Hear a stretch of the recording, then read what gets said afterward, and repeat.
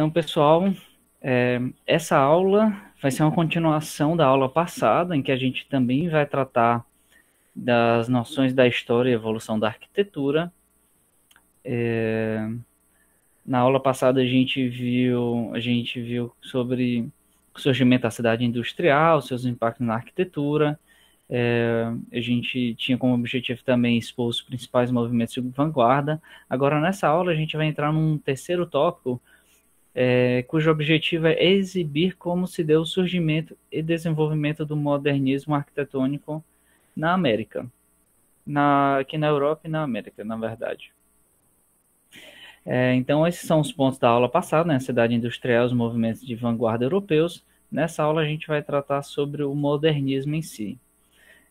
No modernismo, a gente vai tratar sobre as condições de partida, a formação do movimento moderno, a arquitetura moderna na Europa e Estados Unidos, e um pouco sobre o modernismo no Brasil.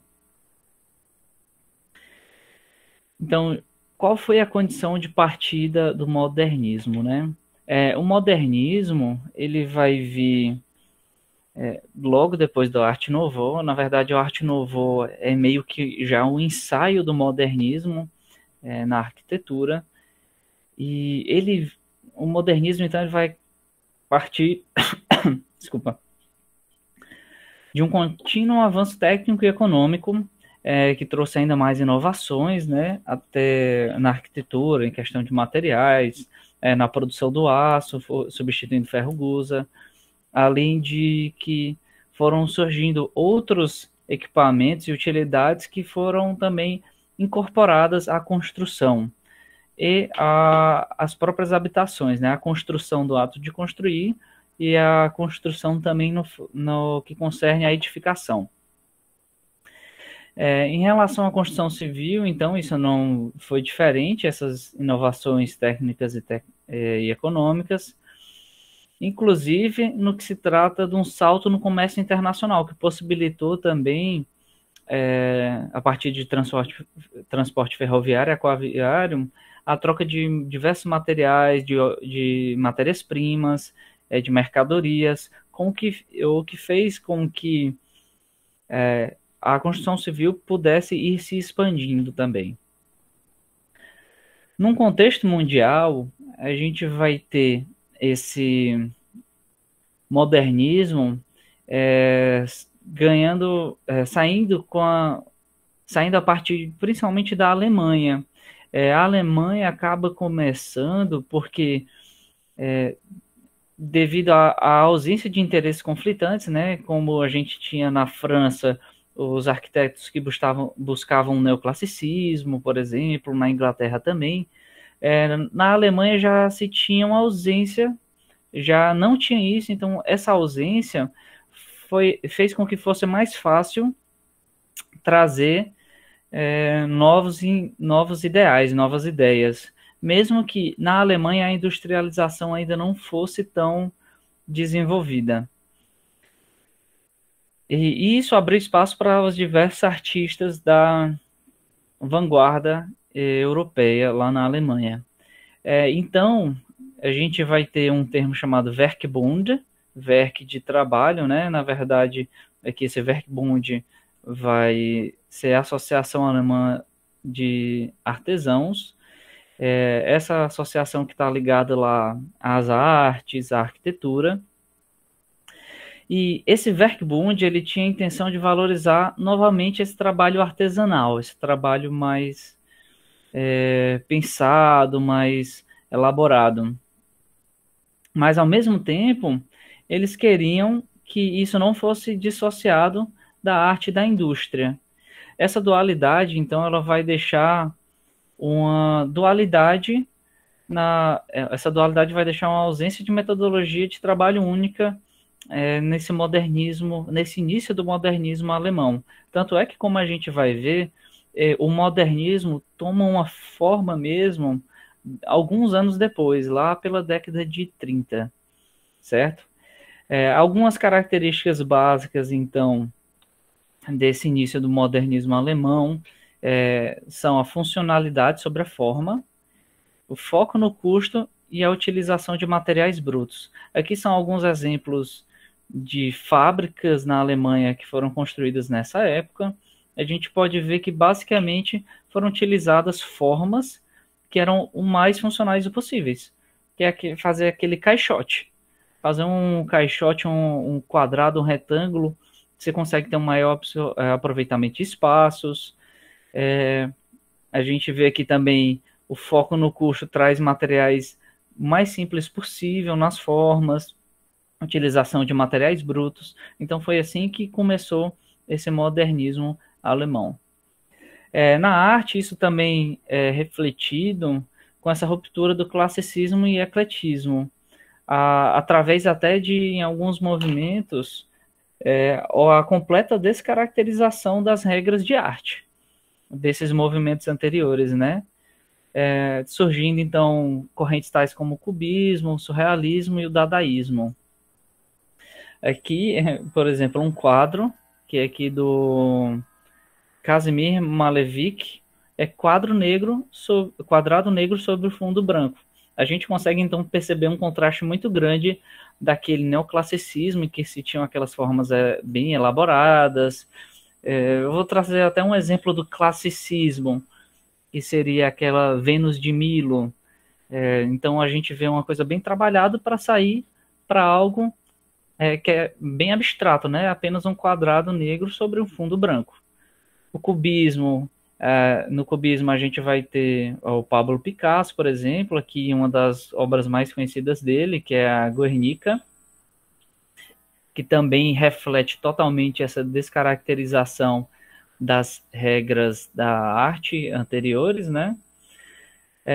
Tem também Henri Matisse, a gente já vê a diferença bastante de formas e de cores, tem-se o surrealismo com Salvador Dalí, esse quadro também bastante conhecido, A Persistência da Memória, esse aqui já um pouco mais à frente, né, em 1931.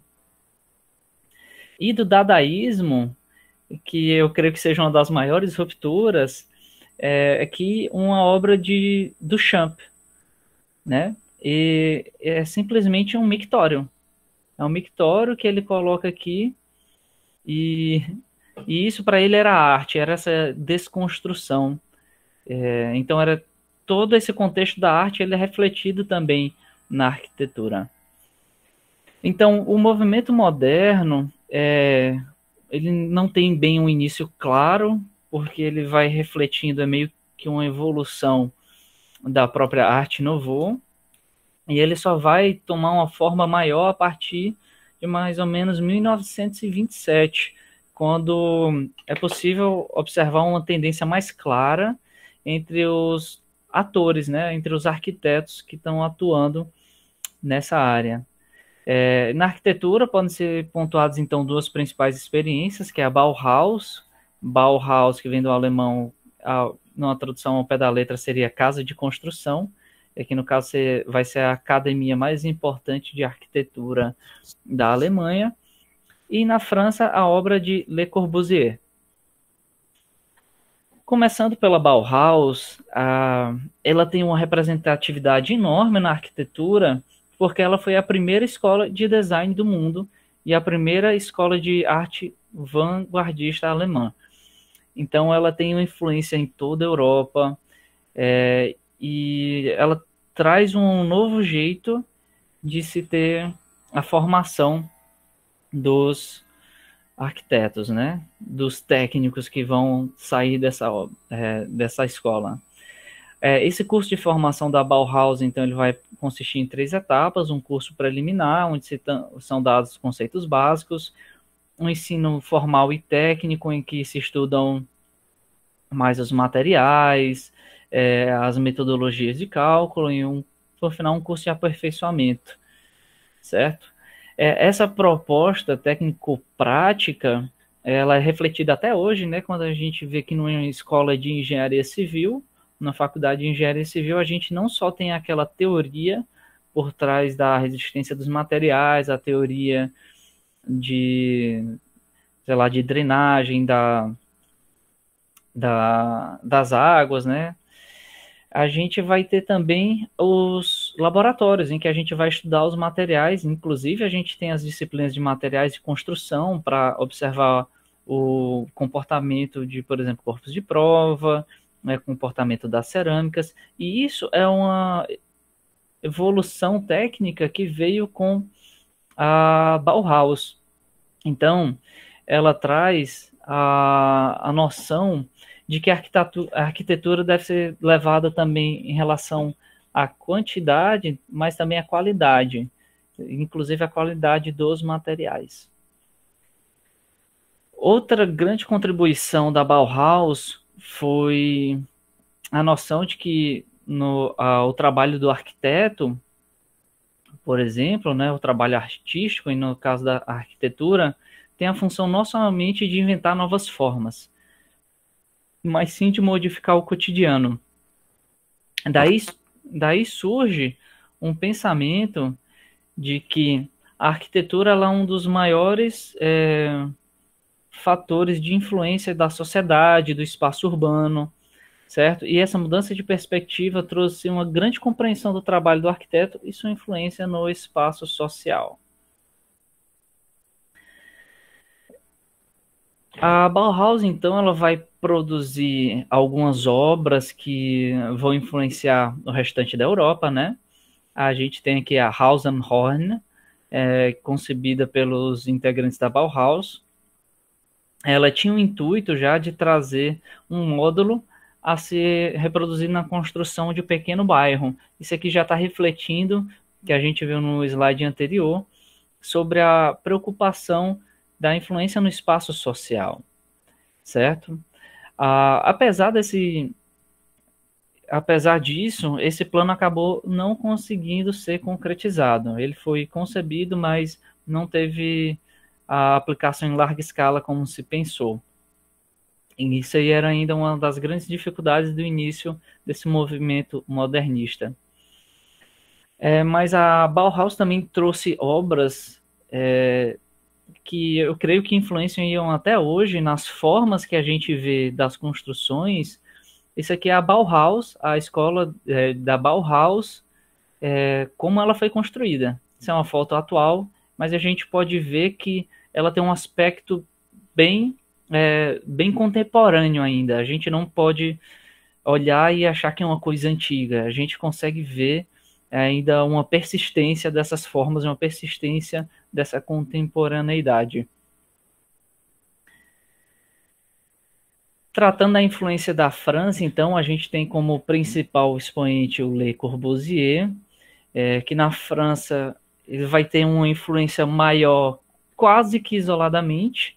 Assim, tem outros grandes arquitetos, outros arquitetos que trabalham, mas talvez nenhum com a expressividade tão grande como Le Corbusier, que influencia tanto a Europa, como a gente vai ver que mais tarde ele influencia também a arquitetura moderna nos Estados Unidos, na América como um todo, no Brasil, participando, inclusive, como consultor de algumas obras importantes.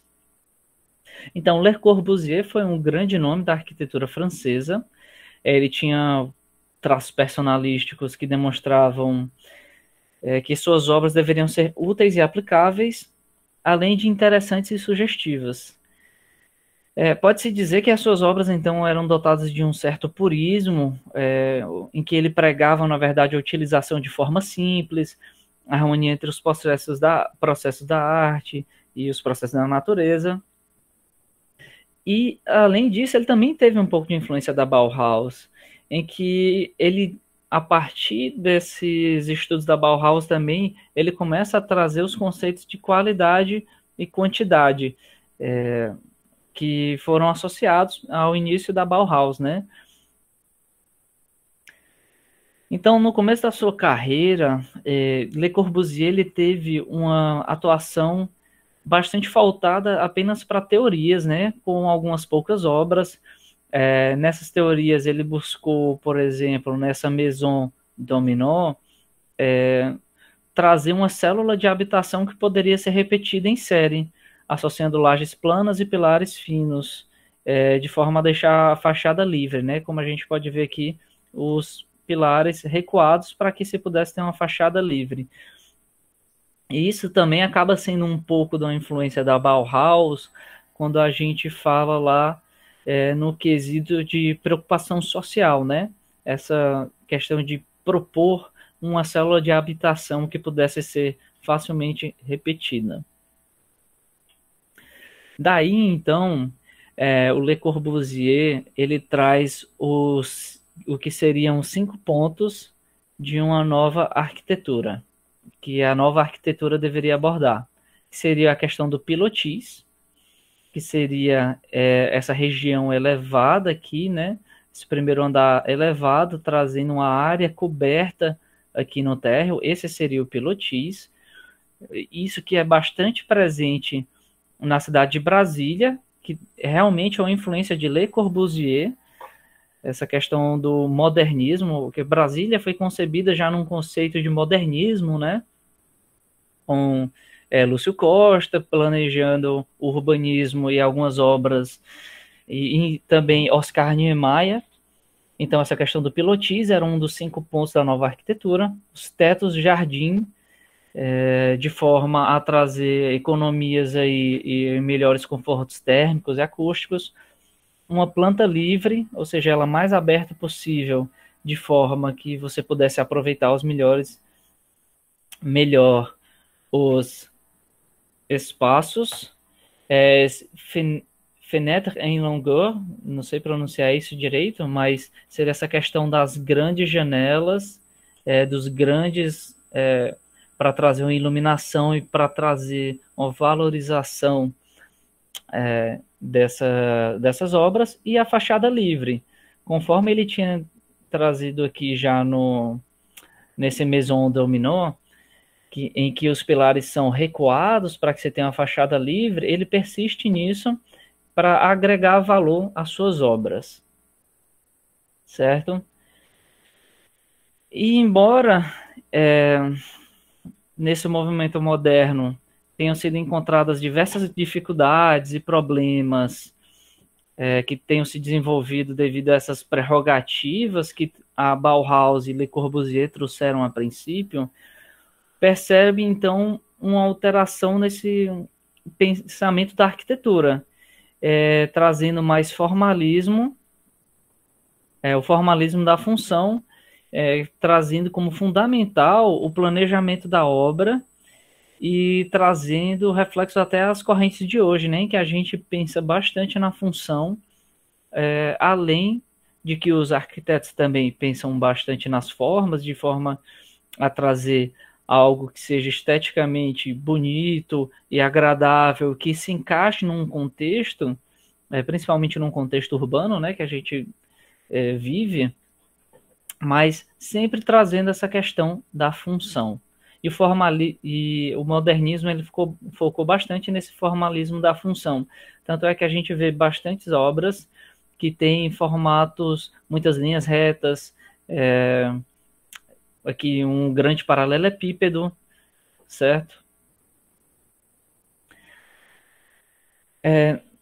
A arquitetura moderna na Europa, então, a gente vai ver que ela sempre encontra alguma resistência, por ser um continente bastante antigo, né, como a gente costuma falar, com habitações, com o desenvolvimento da humanidade de muitos e muitos séculos, em que já se tem um pensamento e uma formação das cidades bem antigas. Então, isso acaba causando muita resistência para trazer essas novas ideias. Inclusive, Le Corbusier, como eu falei, ele acaba tendo influência nos Estados Unidos e no próprio Brasil, porque nesses espaços, nesses lugares, ele tinha também mais liberdade. Mas, apesar dessa resistência, a gente consegue ver que o modernismo ainda trouxe diversas inovações, algumas que são utilizadas até hoje.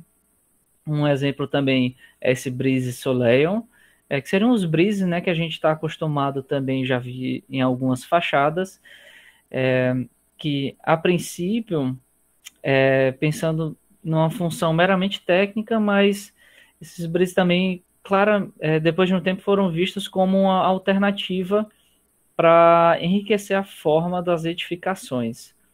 É que a princípio a gente vê eles muito funcionais, né, de forma a dar um sombreamento, melhorar uma ventilação, mas depois a gente consegue ver que eles são utilizados para trazer essas formas e valorizar essa arquitetura.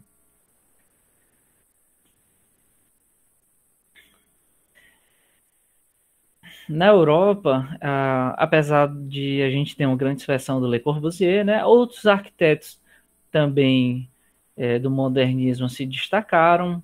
A gente pode citar aqui Eugène Baudouin e Marcel Lodz, eles que tentavam trazer o extremo avançado, o que era mais extremo e mais avançado na construção civil, utilizando amplamente técnicas de pré-fabricação e buscando sempre um baixo custo. Isso aqui é sempre um reflexo do modernismo, né, que a gente vê que sempre busca qualidade, quantidade, função e baixo custo. Então, e isso acaba sendo um pouco contaminado pelo fascismo dos anos 30, certo? Aqui é um exemplo da escola de Plein Air, acho que isso aqui é na França, que é um projeto de Eugène Baudouin e Marcel Lodz, em que a gente pode ver aqui essa questão do que eles buscavam de ser mais funcional, pré-fabricação, uma repetição de módulos também. Outro arquiteto também que teve uma expressão, outros arquitetos, na verdade, são Brinkmann e Van der Vlugt. Esses dois, eles são, se eu não me engano, holandeses. Eles buscam trazer, mais uma vez aqui, o funcionalismo para a arquitetura, pensando no espaço e na forma, de forma a obter um produto arquitetônico que se adequa à necessidade dos clientes. Aqui é uma fábrica Van El, e aqui na Holanda, em que eles buscaram aqui, eles trouxeram as formas de forma a trazer a função mais próximo possível do que mais adequadamente possível para as necessidades dessa fábrica. Por isso que você tem uma parte aqui que é bem retangular e essa parte aqui que tem algumas curvas, ok?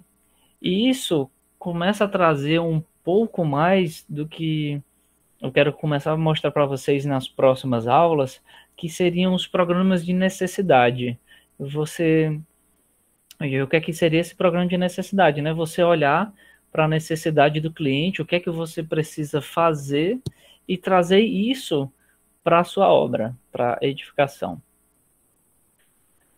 Outro arquiteto também que teve uma boa representatividade foi Alvar Aalto.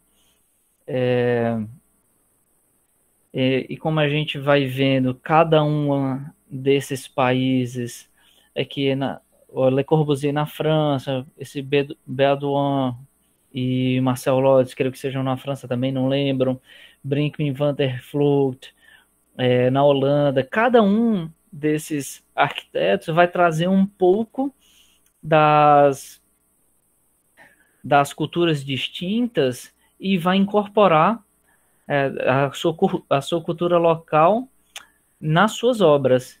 Então a gente vê exemplos, por exemplo, o sanatório de Paimio, de Alvar Aalto, em que a gente já tem umas formas oblíquas, algumas cores, algumas formas arredondadas também, que eram mais tradicionais aqui dessa região. Já nos Estados Unidos, a arquitetura moderna ela é influenciada num contexto diferente. A gente vai dividir basicamente em dois períodos, né? Um anterior à crise de 29, né? Posterior à Primeira Guerra e anterior à crise de 29. Nesse período é percebida uma efervescência industrial e uma reorganização das cidades.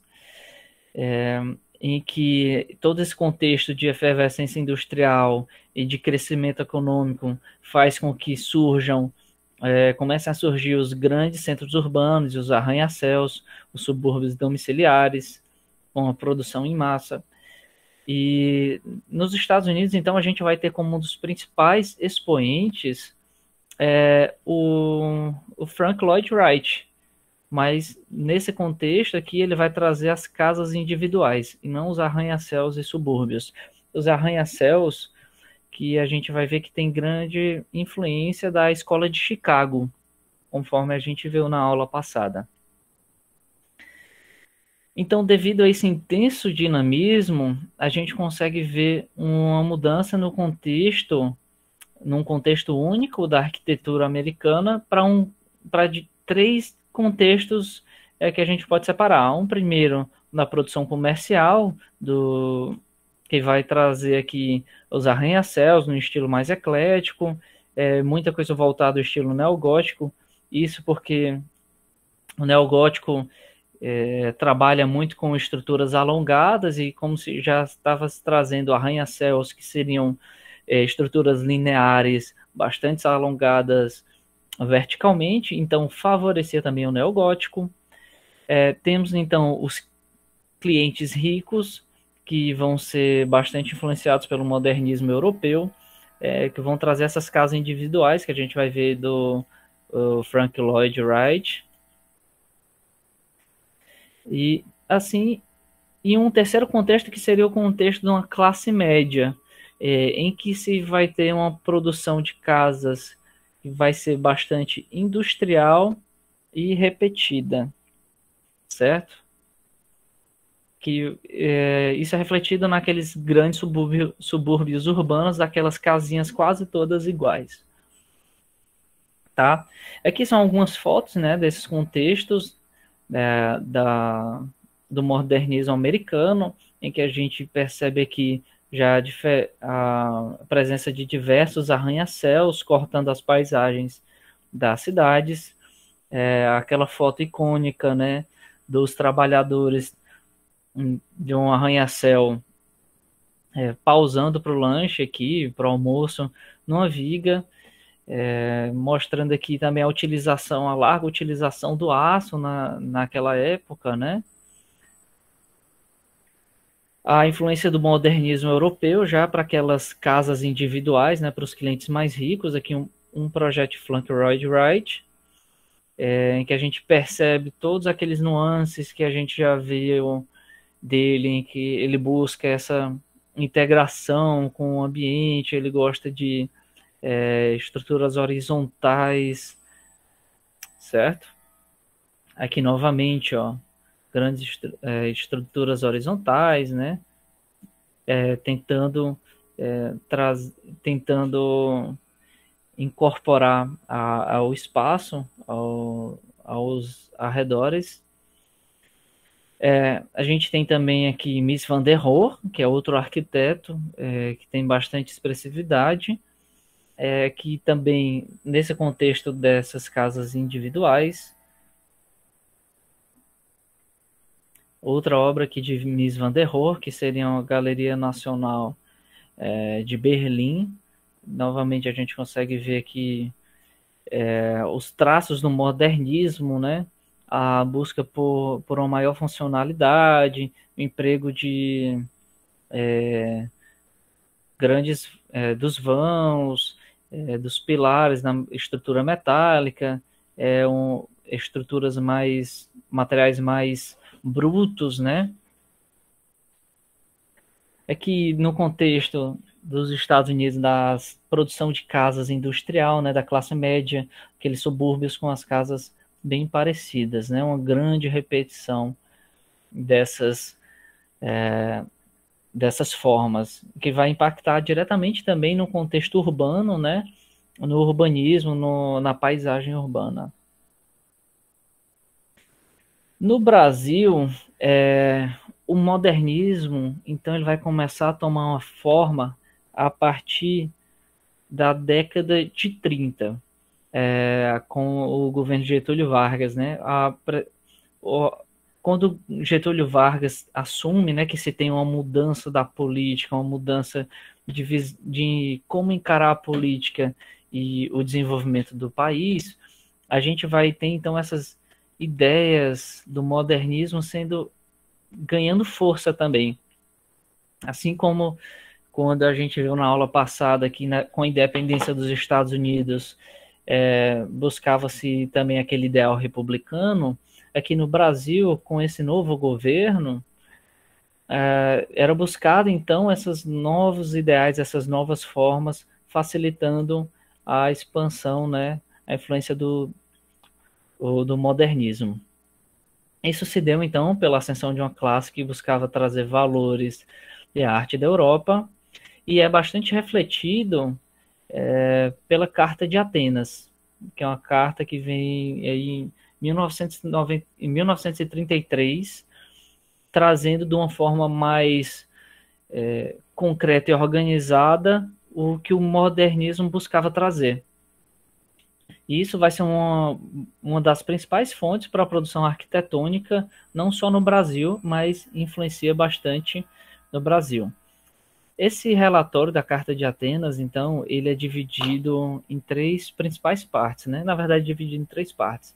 A cidade e sua região, estado atual crítico das cidades e conclusão. É que eu já vou ressaltando, né, que volta a trazer aquela preocupação social que a gente já começa a ver no modernismo e como a arquitetura ela vai ser uma ferramenta para intervir nesse meio social. A primeira parte, que trata da cidade e sua região, ela vai trazer alguns contextos aqui que devem ser observados durante o planejamento das obras arquitetônicas e o urbanismo e planejamento das cidades, devendo-se prestar atenção para o conjunto econômico, social e político, de forma que a gente tenha um equilíbrio entre essas esferas, né? Não só evidenciar o econômico, né? Não só buscar gerar melhorar os aspectos da economia, mas a gente não pode esquecer de um contexto social, não pode deixar de pensar nessa cidade como um espaço de pessoas. Além de que essa parte de cidade e sua região vai trazer a questão de que deve ser considerado o individual na hora do planejamento e do coletivo. Novamente, aqui é um reflexo até dessa questão social. O planejamento urbano e o urbanismo ele deve ser pensado, né, a partir das necessidades individuais, mas também da necessidade coletiva. Deve-se levar em consideração também a geografia e topografia da região, de forma a aproveitar da melhor maneira possível esses espaços e de evitar problemas devidos à topografia, né? Se a gente começar a pensar aí na construção em morros, os problemas que se tem em relação a isso, de deslizamentos, né? Principalmente nas construções irregulares nesses locais. Então, esse aspecto da geografia e topografia ele deve ser bastante levado em consideração. Deve-se levar em consideração os recursos da região, de forma a se ter metodologias adequadas e construções que sejam adequadas à região, além do sistema administrativo, de forma a organizar essa cidade de uma maneira que faça sentido, certo? A história da cidade, aqui no caso, quando traz história da cidade, ele traz num contexto não só de que deve se preservar, mas ao mesmo tempo de que a gente deve observar o que deve ser guardado e o que não deve ser guardado também para o desenvolvimento. Levando em consideração também que a cidade, a partir dessa revolução industrial, a cidade industrial, ela passou a ser uma cidade com um movimento muito dinâmico. Então, com esse movimento dinâmico, a cidade ela tem que ser pensada a partir das mudanças contínuas que ela sofre e poderá ocorrer. além de que deve levar em consideração a era da máquina, o caos das cidades, a utilização dos veículos automotores para locomoção, a utilização de máquinas para os processos construtivos, ok? A segunda parte, que trata do estado atual crítico das cidades, ela acaba sendo um reforço para a utilização na hora da gente pensar nesse planejamento em frente a esses aspectos, porque ele vai trazer o estado atual crítico das cidades em relação às habitações, lazer, trabalho, circulação e patrimônio histórico. Quanto às habitações, é trazido que que a gente tem alguns grandes problemas, que são a insuficiência de superfície habitável por pessoa, ou seja, numa casa pequena temos muitas pessoas, e isso é um reflexo dos espaços urbanos que estão ficando dinâmicos, caros, e que a gente precisa produzir coisas mais econômicas possíveis. Então, esse é um dos grandes problemas que é encontrado nas habitações. Além da mediocridade de aberturas para o exterior, em que nessas casas, além delas estarem superlotadas, a gente vai ter aberturas pequenas, então baixa iluminação, baixa ventilação, e isso impacta diretamente na saúde física e mental das pessoas. É uma preocupação que, inclusive, você tem até hoje,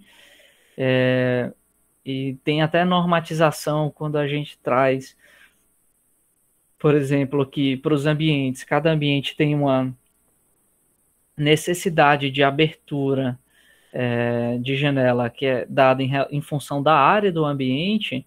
Isso é um reflexo desse estudo aqui também, dessas propostas dessa Carta de Atenas. Além disso, nas habitações encontram-se baixas condições sanitárias, ausência de esgotamento, de saneamento, além de promiscuidade das disposições internas. Isso aqui, o que seria? Seria o fato de uma casa não ser projetada e ser muito desorganizada. Ter uma cozinha muito pequena, um quarto que, na verdade, tem um formato que você não consegue aproveitar muito bem, não consegue colocar uma cama e um armário. Isso seria a promiscuidade das disposições internas, né? Então, para essas habitações, esse relatório traz algumas diretrizes que vão influenciar nessa melhora, que seria a conservação das áreas verdes, aumento da uma importância da preocupação com higiene, do zoneamento das cidades, de forma a gente ter uma melhoria nas qualidades de vida e distribuição das coisas na cidade, além de que ela traz como diretriz que o subúrbio é um erro urbanístico. Por quê? Isso porque no subúrbio a gente vai ter as habitações muito afastadas dos centros comerciais. E esses grandes deslocamentos de ida e de volta, que vão ocasionar também grandes congestionamentos, isso acaba sendo prejudicial e, por conta disso, é considerado um erro urbanístico. Então, busca-se ao máximo trazer uma integração da cidade em si.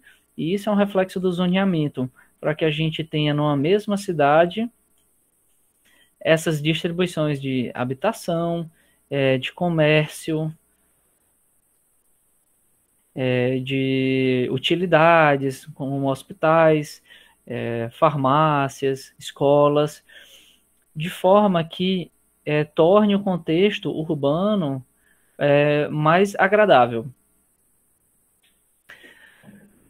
No que concerne ao lazer, essa Carta de Atenas traz alguns problemas e diretrizes, né? Os problemas são que as superfícies livres são insuficientes. Essas superfícies livres, o que seriam? A gente pensa aí nos parques, a ocorrência de lagos, e isso que é bastante importante para a saúde mental também dos habitantes de uma cidade, além de que essas superfícies livres, quando existem, elas são mal utilizadas. Ao invés de se fazer um parque com estrutura, se tinham espaços livres que acabavam virando lixões, por exemplo.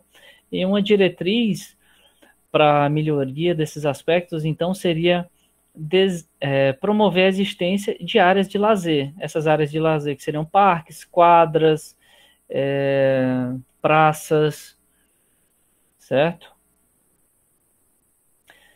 No que concerne ao trabalho, é trazido como principais problemas a grande distância entre casa e trabalho. Isso é um pouco reflexo daquela questão dos subúrbios que a gente viu, além de que o transporte em horário de pico é crítico, isso causando aqueles grandes engarrafamentos, e isso acaba diminuindo a qualidade de vida.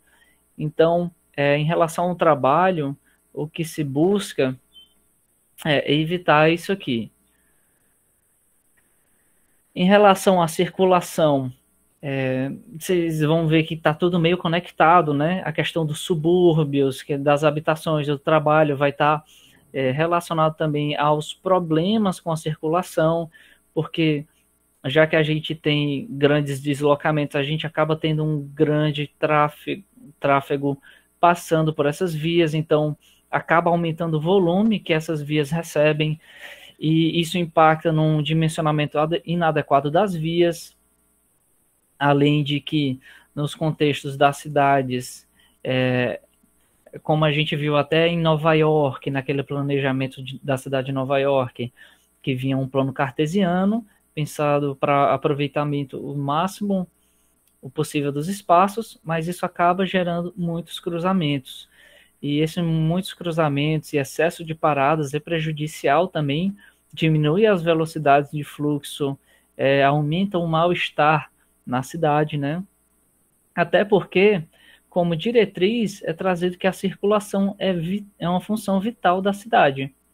Ora, e não deixa de ser, para que as pessoas possam viver na cidade, usufruir, trabalhar, ter prazer, né, lazer, é necessário que se tenha uma circulação adequada.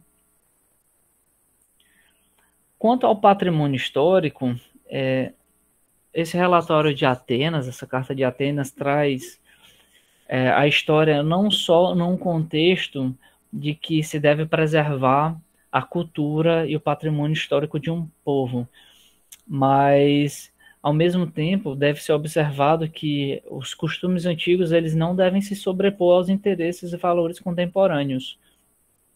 A gente não pode dizer, que num caso extremo, por exemplo, se fosse simplesmente para preservar todo o patrimônio histórico, poderiam se preservar, por exemplo, campos de concentração no meio de uma cidade, enquanto que isso não faz sentido. Não faz mais sentido hoje, inclusive pelos valores, entendeu? Então, a questão da existência de cortiços também no meio das cidades não deve se sobrepor aos interesses, porque os cortiços acabavam sendo ambientes também sujos, inadequados. Então, quando a gente traz essa questão do patrimônio histórico, deve ser pensado também uma renovação daquelas coisas que não fazem mais sentido e que podem ser prejudiciais para a vida nas novas cidades. Como conclusões, então, essa Carta de Atenas vai trazer aspectos quanto a uma doutrina que ela deixa mais clara, essa doutrina que vai englobar tudo isso que a gente estava vendo aqui anteriormente, né, em relação à cidade de sua região, esses fundamentos aqui do que é que deve ser observado, né, do conjunto econômico, individual, das mudanças contínuas, levando em consideração também o estado crítico das cidades e as diretrizes para a resolução disso. Certo? Deixa eu voltar aqui. Vai trazer uma declaração de Las Serrais aqui, que a gente vai discutir, e com textos aqui da economia geral, urbanismo, arquitetura e opinião pública e arquitetura de Estado, isso aqui também que reflete aqueles aspectos.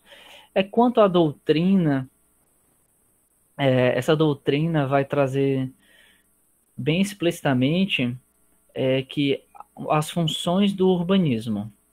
Então, o urbanismo ele vai ter 4 funções principais, que é habitar, e aqui habitar a gente entende como trazendo uma habitação agradável, que atenda às necessidades fisiológicas, sociais, todas as necessidades do ser humano enquanto a habitação. Traz também que outra função do urbanismo é trabalhar, aqui no caso de trazer condições adequadas para os ambientes de trabalho, né? Recriar-se. Então, o urbanismo não deve pensar só no habitar e no trabalhar, mas também deve focar no lazer das pessoas, de forma a trazer um bem-estar social. E não pode esquecer da função circular, porque de nada adianta eu fazer esses 3 aqui muito bem e não proporcionar de maneira adequada que as pessoas consigam chegar nesses ambientes, né, nesses locais, de forma adequada, sem dispor de muito tempo. Ok? A declaração de Las Serras é uma declaração que ela vai trazer também uma diretriz também para o pensamento urbanístico, né? E o pensamento das cidades. Nela, os arquitetos que assinaram afirmavam que há a necessidade de uma concepção de uma nova arquitetura que satisfaça as exigências materiais, sentimentais e espirituais da vida presente. Isso aqui vai funcionar como uma diretriz geral agora para o desenvolvimento da arquitetura e para o pensamento da arquitetura. Certo? Por fim, aqui trazendo um pouco mais sobre o modernismo no Brasil, que foi bastante influenciado por essa Carta de Atenas, e também por Le Corbusier. A gente tem grandes nomes da arquitetura brasileira que vão ser conhecidos mundialmente, principalmente Oscar Niemeyer. Nós temos também Lúcio Costa, que é o responsável lá pelo o projeto de Brasília.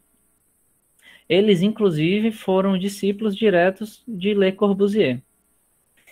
Inclusive, Le Corbusier participa como consultor do projeto do Ministério da Educação e Saúde no Rio de Janeiro, que na época era a capital, né?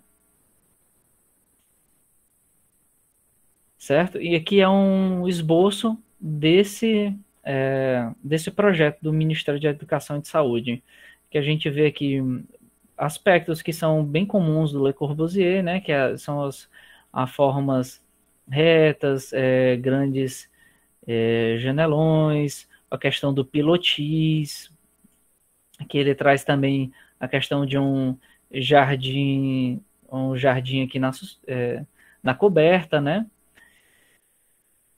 E aqui é a obra executada, né? Isso é uma foto até recente. A gente vê que são obras que envelhecem muito bem e se adequaram muito bem ao contexto, até o nosso contexto contemporâneo. O Niemeyer, então, ele é um arquiteto que ele vai se tornar conhecido mundialmente, com suas obras, são objeto de contemplação por diversos campos da engenharia e arquitetura, e uma das principais características, talvez a principal característica que marca suas obras, são essas formas curvas que dão uma leveza para essas obras. Aqui é a obra dele lá no Rio de Janeiro, o Banco Boa Vista, em que essas formas curvas dão uma fluidez para a obra dele. Certo? Temos a Catedral de Brasília, que é das obras mais conhecidas dele também, em que a gente tem também essas formas curvas, uma forma bem diferente daquelas formas que a gente está acostumado, com a valorização dos vitrais. Isso aqui por dentro é muito bonito, até se vocês conhecem ou se não conhecem, tiver a oportunidade de conhecer, vale a pena. Essa leveza também aqui nesse edifício Copan, em São Paulo, é observada aqui com essa forma curva, em que esse edifício tem um formato de onda, é bastante conhecido também. Temos esse Museu Oscar Niemeyer. E no plano urbanístico, é importante ressaltar a contribuição do Lúcio Costa no projeto de Brasília, em que a gente pode ver vários aspectos dessa Carta de Atenas, como a circulação, em que a gente tem vias muito largas em Brasília. Aqui essa via tem, se não me engano, 6 faixas. A questão da preocupação com a função dos espaços, buscando um zoneamento adequado e trazendo sempre o lazer para perto das pessoas com a utilização do que eles chamam de estradas-parques, que são estradas com canteiros muito grandes que podem ser utilizados também para recreação, para piqueniques, para levar crianças aqui para brincar. Então, a gente percebe em Brasília a aplicação de muitos desses conceitos. De Le Corbusier, até os prédios de Brasília terem quase todos na asa norte, asa sul, a questão do pilotis, para valorizar esse espaço também. E da própria Carta de Atenas. Ok, pessoal, e por hoje é isso que eu queria mostrar. Vocês têm alguma dúvida quanto ao que foi apresentado hoje ou alguma outra dúvida?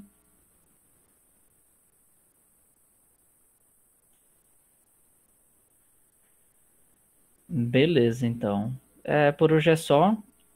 Esse assunto está em grande parte também, né, naquele livro da História da Arquitetura Moderna, que é esse livrinho aqui, e no restante do livro. As duas aulas, a aula anterior e essa aula, utilizaram esse livro, então, e o assunto está distribuído nessas 815 páginas do livro, mas vocês podem ir buscando as partes mais relevantes, tá? Não precisam ler tudo, até porque traz muito de história também, traz alguns aspectos que às vezes a gente acaba não querendo ler logo. Ok, deixa eu parar logo a gravação, então.